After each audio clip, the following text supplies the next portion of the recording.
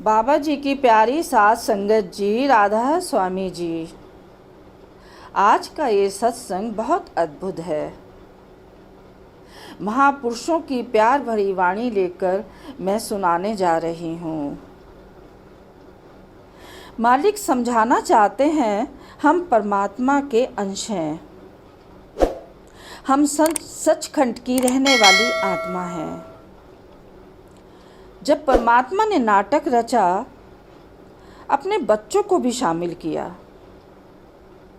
हम शायद ये नहीं जानते कि हम सचखंड की प्यारी सी चमकीली सी आत्माएं हैं। हम जब संसार में उतरे तो माया के जाल में फंस गए। हमारा परमपिता हमारी बाट देख रहा है। कब मेरी प्यारी लाडली, मेरी राजकुमारी आत्मा कब वापस आएगी और कमाई करके लाएगी। जब पिता अपने बेटे को बाहर भेजता है, तब उससे उम्मीद करता है कि मेरा बेटा ज़्यादा कमा कर लाएगा। लेकिन बेटा उस देश में जाकर अपने पिता को भूल जाता है। उसी तरह हमारी भी आत्मा अपने परम पिता को भूल जाती है। फिर मालिक अपने बेटे को संत के रूप में इस संसार में भेजता है। फिर से हम रूहों को याद दिलाने के लिए कि भाई, ये तेरा घर नहीं है। संत गुरु मालिक के ही बेटे हैं। वह मालिक अपने बेटे को नाम की दौलत देकर भेजता है कि जाओ, उन रूहों को भी वापस ले आओ। फिर संत गुरु हमें नाम की दौलत देते हैं और उम्मीद करते हैं कि मेरी ये रूहें जरूर भजन सिमरन करेंगी। पर हम जीव आत्मा सिमरन नहीं करती। क्यों नहीं करती? क्योंकि हम मन के अधीन हैं। हमें सिमरन करना चाहिए और समझना चाहिए। सिमरन करने से ही हमारा जन्म मरण का चक्कर खत्म हो जाएगा। स्वामी जी महाराज ने भी अपनी वाणी में फरमाया है, मन रे तू शब्द का सिमरन कर, मन रे तू शब्द का सिमरन कर। स्वामी जी कहते हैं, प्यारे मन तुझे कितनी बार समझाऊं, कर ले मन तू सिमरन कर ले। पर मन तो इंद्रियों के भोगों में फंसा हुआ है। अब बाबा जी कहते हैं, ए मेरी प्यारी आत्मा, तेरे घर के अंदर 5 चोर बसे हैं। फिर आप जी और भी खोलकर कहते हैं, ए आत्मा, तेरे घर के अंदर 5 चोर तेरा रूहानी अमृत लूट रहे हैं। तू जा अपने अंदर और बचा ले अपना अमृत। सिमरन कर, तू सिमरन कर, तू सिमरन कर। तू सिमरन करेगी तो वह 5 चोर भाग जाएंगे। फिर फरमाते हैं, इस शरीर के अंदर तेरे नाम की दौलत है। रूह कहती है, जब मैं इस दुनिया में आई थी तो मन भी मेरे साथ आया था। अब प्रश्न उठता है, मन हमारे साथ क्यों आया था? क्योंकि परमात्मा ने मन को रूह का नौकर बनाकर भेजा था। शरीर रूपी तांगा चलाने के लिए ड्राइवर भेजा था, अच्छे और बुरे कर्म करने के लिए। पर मन ने तो रूह को अपनी नौकरानी ही बना लिया। मन को करना तो ये था कि रूह के कहने के अनुसार तांगा चलाना था, पर किसका कहना माना? ड्राइवर का। बेचारी रूह तो रोती ही रही और हाथ खड़े कर लिए और फरियाद करने लगी, है मेरे मालिक, मुझे बचा ले, मुझे बचा ले, मुझे बचा ले। मैं क्या करूं?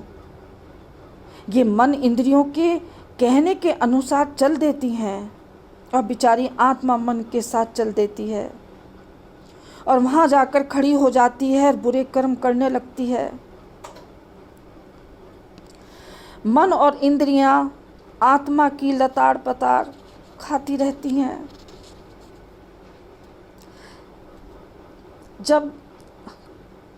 तब आत्मा कहती है, ए मेरे सतगुरु, मुझे बचा ले। अब हम इस पर विचार करके देखें, जो रूह गुरु के नाम की कमाई करती हैं वह काल के जाल से बच जाती हैं। परमात्मा हमसे उम्मीद करे बैठा है कि मेरी प्यारी चिड़िया कमाई करेगी। बाबा जी भी हमसे उम्मीद करे बैठे हैं, फिर हम नाम की कमाई नहीं करते। कितना भरोसा था हमारे बाबा जी को, कि मेरी प्यारी आत्मा, मेरी राजकुमारी, मेरी लाडो कमा कर लाएगी। पर हमने तो अपने बाबा जी का भरोसा तोड़ दिया। हमने तो उनकी पगड़ी की लाज तक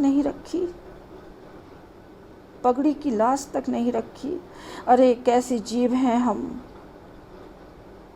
कैसी आत्मा हैं हम, जो अपने पिता की लाज भी नहीं रख पाए। हम सभी रूहों को सिमरन करना चाहिए, हर वक्त करना चाहिए, हर रोज करना चाहिए। उठते बैठते सोते जागते हर वक्त सिमरन करना चाहिए। अब प्रश्न उठता है, क्या 5 चोरों को भी आना जरूरी था? हाँ था, क्योंकि इनके बिना संसार चल नहीं सकता था। और मालिक को तो अपना नाटक रचना था,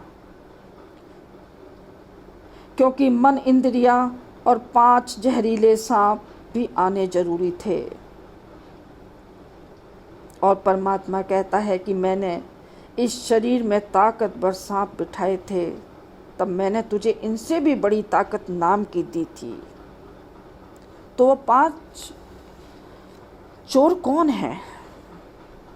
5 चोर हैं काम, क्रोध, लोभ, मोह और अहंकार। ये चोर हमारी आत्मा पर हावी होकर उस नाम की दौलत को लूट रहे हैं। गुरु कहते हैं, हे आत्मा, तू सिमरन कर। जैसे ही तू कमाई करना शुरू करेगी तो ये चोर कहेंगे कि इस शरीर रूपी घर का मालिक जाग गया है, अब बचना मुश्किल है। जब रूह सिमरन करती है तब वह चोर हार मानकर सिर झुकाकर कहते हैं, अब हम तेरे घर के अंदर नहीं आएंगे। हर महात्मा ने मालिक से हम आत्मा को आवाज़ देकर बुलाया और कहते हैं, प्यारी आत्माओं, आओ, हम तुम्हें इस जाल से बचाने आए हैं। गुरु हर गली गली में जाकर हुक्का देते हैं कि प्यारी जीव आत्मा, हम तुम्हें मालिक से मिलाने आए हैं।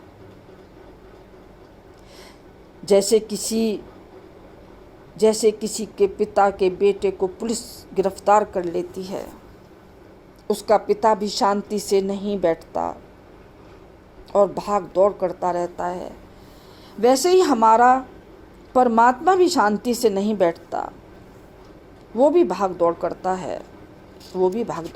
है। जब पूरी दुनिया कोरोना वायरस से लड़ रही थी, बिल्कुल वैसे ही जैसे हम आत्माएं होमे वायरस से लड़ रही हैं।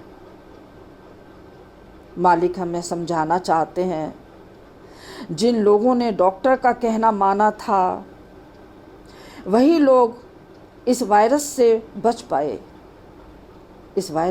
पाए हैं। डॉक्टर ने कहा था 2 इंच की दूरी, 6 इंच की पट्टी मुंह पर और हाथ में सैनिटाइजर से धोने हैं, वही लोग बच पाए थे। जिन लोगों ने कहना नहीं माना, वो सब लोग मर गए। यहाँ तक कि अस्पताल में पड़े रहे, घर भी नसीब नहीं हुआ और पहुँच गए मुर्द घाट पर। और तो और वहाँ भी लाइन में लगना पड़ा, केवल एक मुट्ठी राख के लिए, केवल एक मुट्ठी राख के लिए। ऐसे ही हमें होमे का वायरस हमारी आत्मा को मार रहा है। बेचारी आत्मा को तो पता ही नहीं है कि जो आत्मा संत गुरु के कहने के अनुसार नाम की कमाई करती है, वही आत्मा इस होमे वायरस से बच सकती है, वरना मनमूर्ख आत्मा होमे वायरस से मर जाती हैं, वरना आत्मा होमे वायरस से मर जाती हैं और जाकर काल के कटखड़े में खड़ी हो जाती हैं और अपने कर्मों का हिसाब देती हैं। जो आत्मा कमाई करती हैं वही इस संसार से पार हो जाती हैं, वही इस संसार से पार हो जाती हैं। हमें चाहिए कि नाम की कमाई करें और भवसागर से पार हो जाएं, हम भवसागर से पार हो जाएं। मैं आती रहूँगी प्यार भरे शब्दों के साथ। राधा स्वामी जी।